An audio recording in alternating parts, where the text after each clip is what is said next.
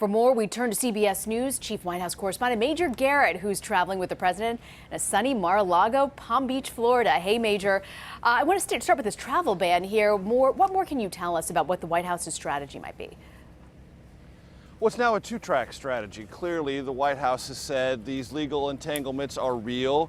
The defeats are beginning to stack up. They don't believe those defeats are determinative, which means they still believe the law is on its side of the executive order. But for the first time, the president on that flight aboard Air Force One down here to Palm Beach County said, you know what, we might put together another executive order, release it Monday or Tuesday, to clear up all of the legal issues while we continue to pursue our appeals on the original executive order. What that would essentially do is allow the president to say, I'm tightening security, I'm putting in force that extreme vetting, if you will, in those 7 Muslim majority countries while we still fight the legal battle over the existing executive order. One of the problems for the White House is statements made after the executive order was signed, clarifying some of its dimensions, are not being debated in court because they weren't part of the original executive order. So, to get the security the president wants, a new executive order drafted that in a way that is legally permissible and can set those new security procedures in motion more rapidly is an open course of action, and one the White House is, in ways it wasn't a week ago, far more seriously considered. Even as it says, the original executive order, we're going to pursue that matter legally before all the various relevant courts. They may, in fact, put something in place that meets the security thresholds the president wants to elevate, because he says he's learned as president there's a lot more danger posed by terrorist threats than he originally thought or the country currently appreciates. All the more reason to tighten security. I want to ask you also about that border wall. This internal report from Homeland Security estimating that the wall could cost more than $21 billion. The president says he can bring that number down. Any idea how?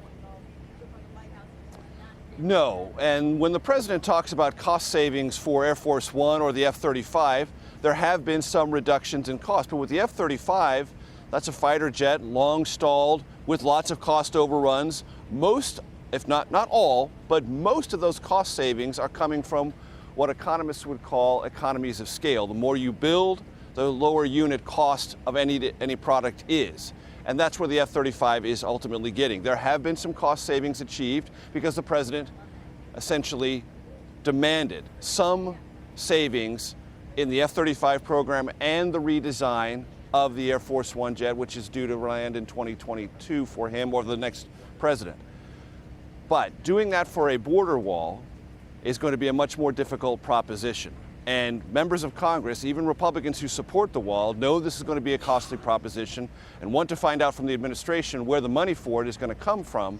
Those questions haven't been answered. And the idea that a chief executive, even if it's Donald Trump, a well-known negotiator, can by himself drive down the cost of a fixed barrier of that length and the height that the president has promised, very hard to figure out. Okay, Major, before I let you go, Trump's foreign policy this week, he pledged to support the One China policy. His advisors also said that the U.S. would continue to honor the Iran nuclear deal. Do you get the sense that Mr. Trump is softening on his foreign policy? Well, reality is beginning to take hold, and some of the long-standing positions of U.S. governments before Donald Trump are beginning to find their way in the Trump foreign policy. And it's not just the two you mentioned, although those are significant, Rena. One China policy, that was a demand of Chinese President Xi Jinping. He said, I'm not talking to you after you become President of the United States until you unequivocally say you will uphold and stick with the One China policy. Stated simply, that is the United States recognizing only one government for China and in Beijing, not recognize what China regards as the renegade Republic of Taiwan. The president, when he was president-elect, injected some doubt into that when he took a congratulatory call from the leader of Taiwan.